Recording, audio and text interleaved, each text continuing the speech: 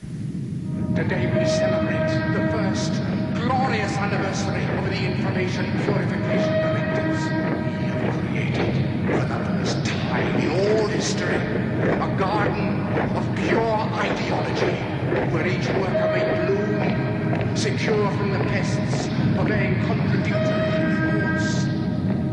Purification of thoughts is more powerful a weapon than any fleet or army on earth. We are one people, with one will, one resolve, one cause.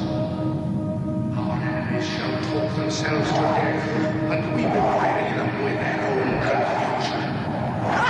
We shall prevail.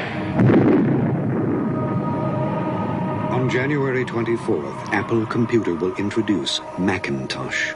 And you'll see why 1984 won't be like 1984.